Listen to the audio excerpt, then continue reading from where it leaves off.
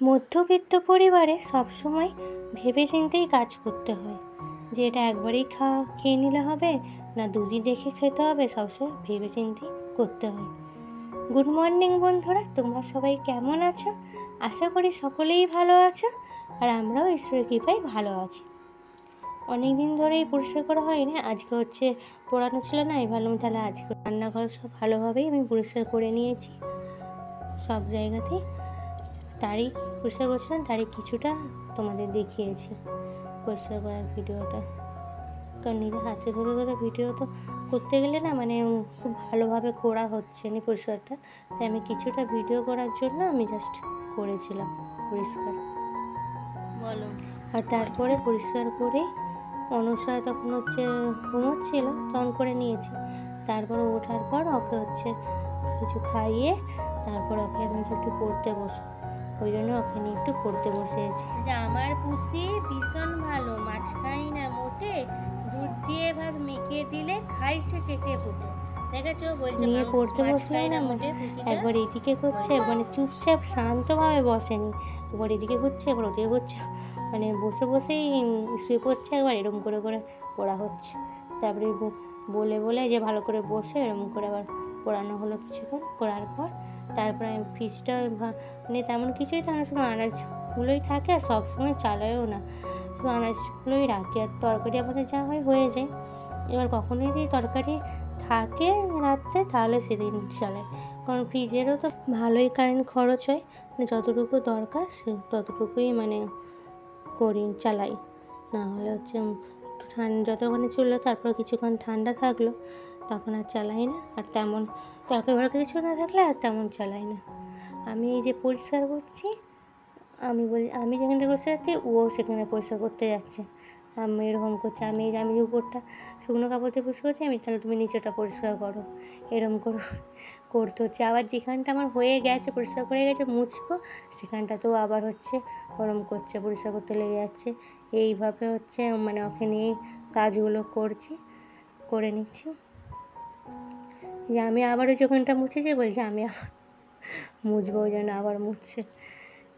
আর ওই যে আনাজ রাখার জায়গাটা আমি ধুয়ে দিয়েছিলাম বাইরে, অনুসরা হচ্ছে বলছে যে আমি যাব আনাজ রাখার জায়গাটা নিয়ে আসতে, আমি তাহলে তুমি যাও, ওই জন্য ও গেল। আর যেটা বলছিলাম বন্ধুরা হচ্ছে যে আমাদের মধ্যবিত্ত পরিবারে হচ্ছে সবসময় ভেবেচিন্তেই কাজ করতে হয়, যে আজকে এটা আছে যে সবই খেয়ে নিলাম আর কালকে কী করবো, সেরকম ভেবেচিন্তেই করতে হয়।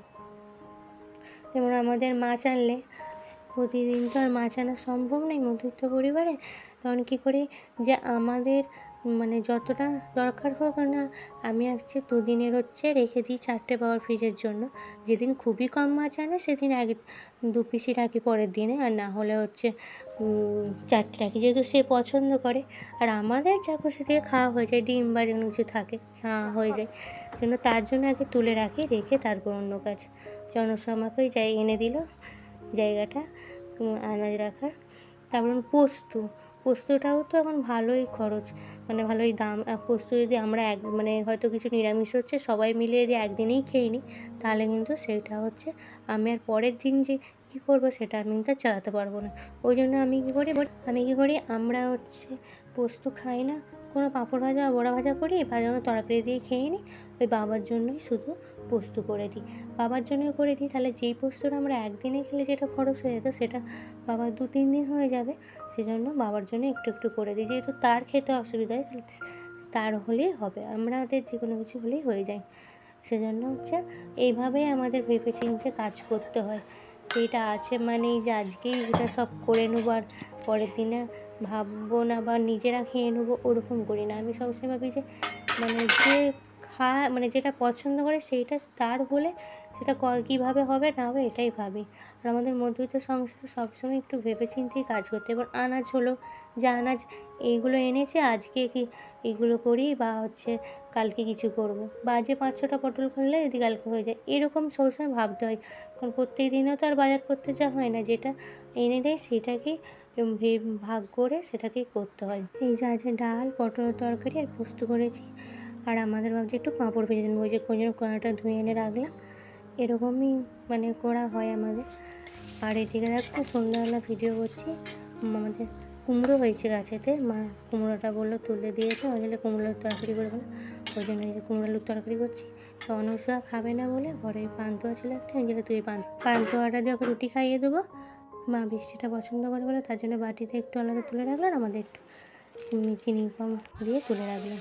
আর এই দেখো রুটি, এখন তো গম দেয় না, ওই জন্য আমি কী করি ময়দার আটা দিয়েই করি। একদিন হয়তো একটা রুটি দুটি মুড়ি খেয়ে নিলাম, সেই দুটো রুটির আটা রয়ে গেলো, সেটা পরের দিন করে গেলাম, এইভাবেও করি মাঝে মাঝে।